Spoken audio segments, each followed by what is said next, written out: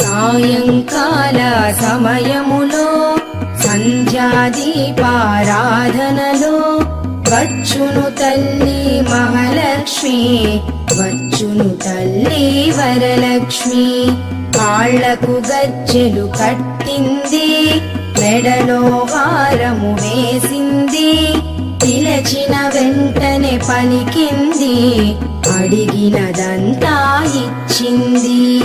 సాయంకాల సమయములో సంధ్యాదీపారాధనలో